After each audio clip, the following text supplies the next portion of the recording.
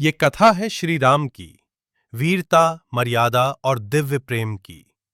जनकपुर में यज्ञ का दिन आ पहुंचा था। राजा जनक ने समस्त राजाओं और वीरों को आमंत्रित किया था। जो शिवधनुष पर प्रत्यंचा चढ़ा सके, वही सीता से विवाह करने योग्य होगा। राजमहल का मंडप सुसज्जित था। देवता, ऋषि, जनसमूह और समस्त मिथिला नगरी उपस्थित थी। वहां आए अनेक वीर, कोई मगध से, कोई काशी से, कोई पाटलिपुत्र से, परंतु कोई भी शिवधनुष को हिला तक न सका। कुछ राजा तो प्रयास करते हुए मूर्छित हो गए और कुछ अहंकार में वहां से लौट गए। राजा जनक व्यथित होकर बोले, क्या अब पृथ्वी वीरों से रिक्त हो चुकी है? क्या मेरी सीता का स्वयंवर व्यर्थ चला जाएगा? ये सुनकर सीता की आंखों में अश्रु भर आए। उनकी करुण दृष्टि राम की ओर गई और उसी क्षण जैसे पूरी सृष्टि मौन हो गई।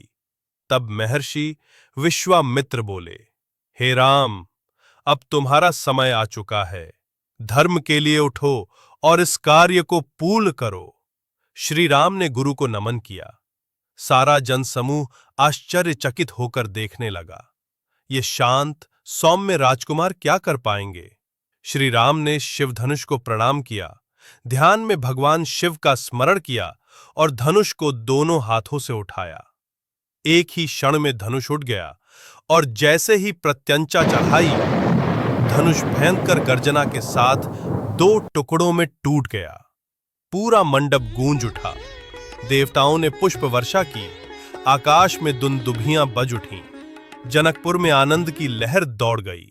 राजा जनक ने गर्वपूर्वक कहा, अब मेरे कुल की कन्या को योग्य वर मिल चुका है। फिर सीता माता को बुलाया गया। उन्होंने सोने का वरमाला लेकर श्री राम के गले में श्रद्धा और प्रेम से डाल दी।